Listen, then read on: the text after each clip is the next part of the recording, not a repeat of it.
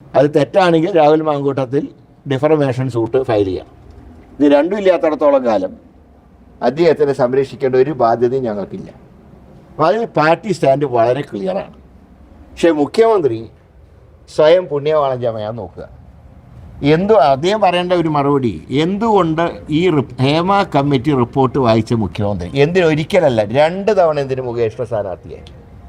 മാത്രമല്ല, ഒരു സ്ത്രീയോട് മോശമായി സംസാരിച്ചതിൻ്റെ പേരിൽ മന്ത്രിസ്ഥാനം പോയൊരു വ്യക്തിയെ രണ്ടാമതും ക്യാബിനറ്റിലേക്ക് എടുത്തു.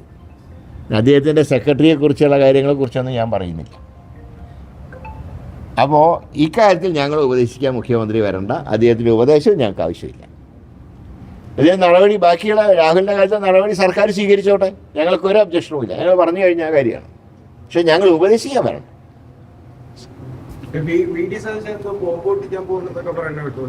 അല്ല, അത് വരുന്നുണ്ട്. അത് ഇങ്ങനത്തെ ബോംബൊന്നുമല്ല.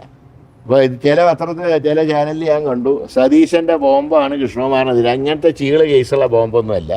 സർക്കാരിനെ കുറിച്ച്, സർക്കാരിൻ്റെ അഴിമതികളെക്കുറിച്ചുള്ള കാര്യങ്ങളാണ്. അത് പുറകെ വരും. അല്ലാതെ ഇന്നലെ പറഞ്ഞ ബോംബും ഇന്നത്തെ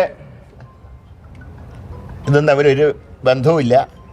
ഈ പറഞ്ഞ കേസൊക്കെ ഞങ്ങൾ പാലക്കാട് ഇലക്ഷൻ കാലത്ത് ഞങ്ങളും കേട്ടിരുന്നു. പക്ഷേ ഞങ്ങൾ പറഞ്ഞു ഇങ്ങനത്തെ വിഷയങ്ങളല്ല ചർച്ച ചെയ്യേണ്ടത്, ഇലക്ഷന് രാഷ്ട്രീയമാണ് ചർച്ച ചെയ്യേണ്ടതെന്ന് ഞങ്ങൾ അന്ന് തന്നെ പറഞ്ഞു.